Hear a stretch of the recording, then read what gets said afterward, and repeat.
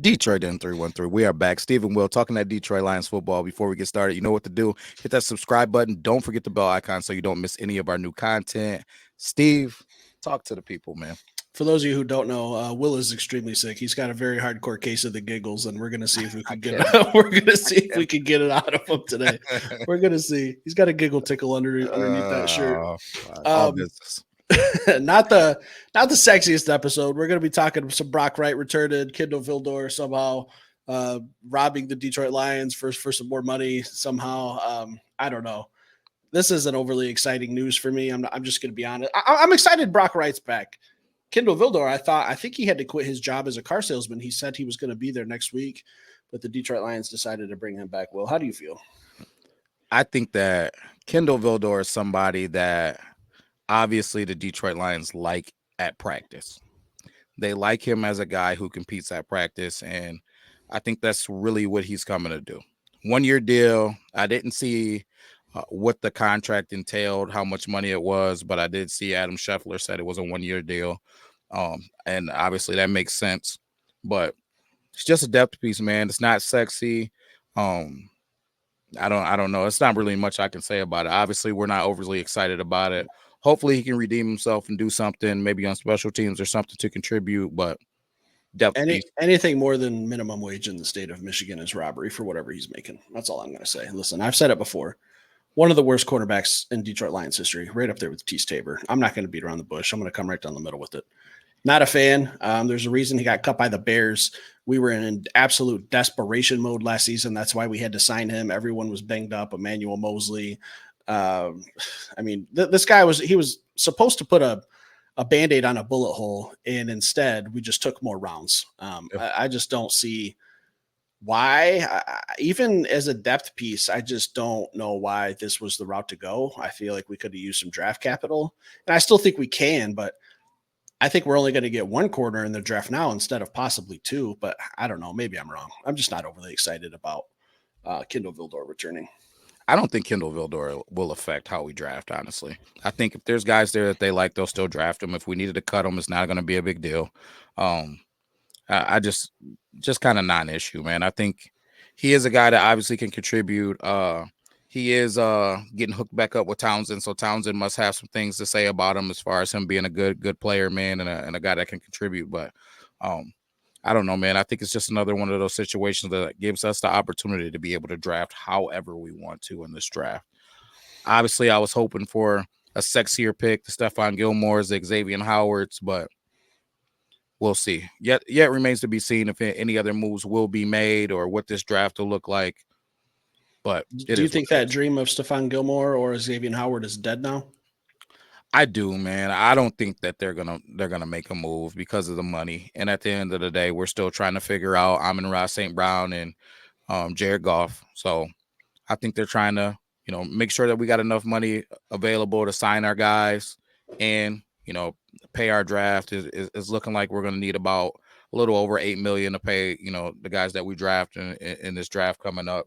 So I don't know, man. It's not sexy. It's not it's super overly exciting, but I'm excited for the other things that are going on, like the draft coming to town. But before we talk Absolutely. about that, Brock Wright, how you feel about that? I'm a little bit more excited about Brock Wright. Brock Wright's a sneaky, nice little tight end, too. He's very effective in the run game. He's big, he can block. And every now and then, if you don't keep tabs on him in the passing game, every now and then he'll make a play. I remember that Jets game a couple years ago. He had the game winner. I can't remember which playoff game it was, but it was a fourth down. And I think it was Brock Wright's only catch, and it wasn't a very good thrown ball from Jared Goff. I can't remember if it was the Bucks game or the Rams game, but it was fourth down, and they went to Brock Wright, and he made a very, very nice catch that wasn't, like I said, not a very good pass from Jared Goff. So I like Brock Wright coming back. I personally thought he was gone. I didn't think Detroit would match the offer from San Francisco for $4 million a year, but I think that's a pretty fair price for what Brock Wright. He's like a bonus tackle sometimes. Like, he's big and he can block. I like it quite a bit, way more than the Kindle Vildor nonsense. Guys, he knows our system. He's a blue collar guy. Um, Obviously, he's a team guy. The team loves him. I'm glad to have him back. I also didn't think that he was going to come back, though. I didn't think Detroit was going to match it at $4 million a year. I thought maybe We were going to have to start doing some shows on some tight ends in this draft. I was already had started doing some digging. That's something that I think that we could put to bed now. Obviously, we got probably, arguably, the best tight end in football, Sam Top three. Sam LaPorta. No, I'm just teasing, but I bust everybody's chops. But yeah, he's definitely top three to me. Um, and trending in that right direction. I think he is. And all jokes aside, I think he is trending towards taking this thing over and being the guy at the tight end position. Yeah, once Travis Kelce hangs him up, Mark Andrews is getting a little older. George Kittle's shown some injury history. Yeah, and then you got Sam LaPorta kind of waiting in the wings to take over that next top spot. So I say top three, knocking maybe top five for sure, but knocking on the door, top three, just depending on your personal rankings. But I think Sam LaPorta is going to really start just taking off. But Brock Wright, what was that? I was just gonna say, you know what I like about him before we go to Brock Wright is he's consistent, man. George Kittle disappears for games at a time, and then he comes out and has a phenomenal game. One of the things that I really liked about Sam LaPorta is he showed up every single game in the stat sheet as well as getting down in the trenches and blocking. It was just super impressive to see out of a rookie. But his Robin, I think you about to go on to him. Is kind of just sneaky good, like you said, man. Go ahead and go where you were going. Yeah, Brock Wright is sneaky good. He can catch some patches. Now, look, he's not going to be a guy you're going to draft on your fantasy team. If you do, you're welcome to join my league.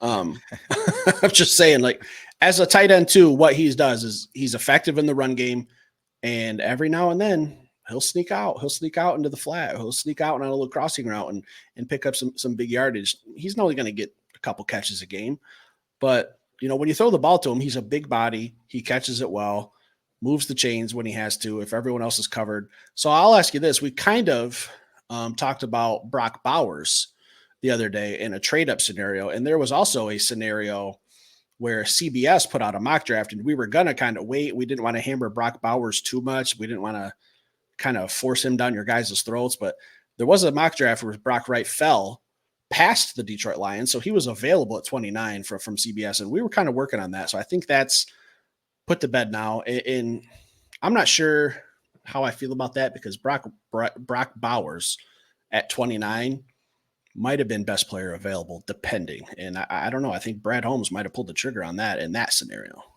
I can't see it, man. I can't see it just because I don't know that he would be best player available because I think that I can think of probably 32 players that I want ahead of him, and it's just I probably would even take one of those tackles ahead of him, and there's no shade to him, man. It's just that we already have Sam LaPorta. I know we run a lot of 12 personnel. I know we do, and I get that, but I don't think that we need a tight end that demands the football to play that other tight end in 12 personnel. I think we need a guy who is just like you said, sneaky good. A guy that can catch a screen pass every now and then, a guy that can go on and make a vertical play every now and then, the guy that you just have to account for. And then when you fall asleep on play action in a big time situation, he's a guy that you can trust, man. But we don't need another guy demanding the football at the tight end position. If we're gonna get a guy in here demanding the football, it better be a big time playmaking receiver. I can't believe you have so much hatred toward Brock Bowers. I like him, man. I like him. It's just we already got what's his name? Sam Lagoda. Sam Lagoda, man. We already got him. So it's I just don't think we need two guys at the tight end position that demand the football, and Brock would want the football. He wouldn't be cool with just getting the ball a couple times a season. I don't know. I'm picturing a world where we have Brock Bowers and we're in the red zone. How do you stop a 6'3", 240-pound tight end, and then also Sam LaPorta, Jamison Williams, Amon-Ra St. Brown, Jahmyr Gibbs, like match up, give me 5 defensive backs. And I'm not saying Brock Bowers has to be the one to get the ball, but he's someone you have to account for. If it's a favorable matchup, depending on who you're going against, those 5 guys, I don't know if a defense can cover all 5 of them. There will be 2 or 3 favorable matchups out there, but I obviously it's put to bed because it's not going to happen now. I feel like if you're playing a team like the San Francisco 49ers, I don't know if you're going to have those favorable matchups that you want. And I would just pose this question. Is that group harder to cover with Bowers in that mix or a Donnie Mitchell or Xavier Leggett added to that mix? To me, I would be much more worried about if you added a Donnie Mitchell or Xavier Leggett to that mix. Now Now that thing is a problem. If I got to go chase around Amon-Ra St. Brown, I got to worry about jet sweeps, reverses, and short stuff from Jameson Williams, or him just taking the top off this thing. And I got to go worry about jump balls from Xavier Liggett or Donnie Mitchell. It's though I would rather deal with Bowers and figuring out a way to cover him than figuring out how to cover Xavier Liggett and Donnie Mitchell. And I say that because those are two guys who could be available around that 29 range. Brock Bowers is bigger than both of them. Take it easy, kid. He is. It's just facts. 6'3", 250. No, I'm talking about when you say bigger, I think if you watch the films together, it's the catch radius. He doesn't have a bigger catch radius than either one of those guys. Brock Bowers catches that ball cradling it to his body. Those guys are catching that ball stretched out. Their catch radius is huge. Both of them, Xavier Liggett and Donnie Mitchell. And I think that's what's going to make the difference. And both of them are running very, very fast. Put it like that. 4.3s. I just said Brock Bowers in the flat. Now he's 6'3", 240, and you got to go tackle that man and stop him before he gets into the end zone. I don't know. There's a lot of different scenarios. I'm just saying, if we got anyone, how do you match up with those five guys? And I don't think the 49ers have an answer for five guys like that we have. I don't think there's a team in the league that does. With the best offensive line, like, man, this offense could be elite. I think the problem that you will have with the 49ers is their linebackers are going to be able to match up with our tight ends. That's a problem already in that scenario. But their linebackers aren't going to be able to match up with that three-headed monster of Williams, Brown, and Xavier Liggett or Donnie Mitchell, right? Like somebody's got to get a safety. Somebody's got to get a nickel corner. Somebody's got a bad matchup. You know what I mean? So, I don't know. Just my thoughts. Worried about the 49ers. We should have beat them without Brock Bowers. Fair enough. So, not overly excited that Kindle Vildor's back, but we're cheering for him. We hope he proves us wrong. I'm not buying his jersey anytime soon. I will say this. I want to close with this. I respect Kindle Vildor a hell of a lot more than Josh Reynolds for coming back. All the criticism that he's faced, terrible game in the NFC Championship. He was one of the scapegoats. I'm not saying just him, but Josh Reynolds was also one. And Kindle Vildor's coming back. So I got to give him a little props in that area because Josh Reynolds tucked tail, went off to the Denver Broncos, didn't want to face the music, didn't want to come back and try to redeem himself. So in that area, in that aspect, Kindle Vildor has my respect. But we don't know. We don't know what the money was like for Josh Reynolds. I know it was conversation about they were trying to get him back, but we don't know if he tucked tail, man, or if he just got a better offer.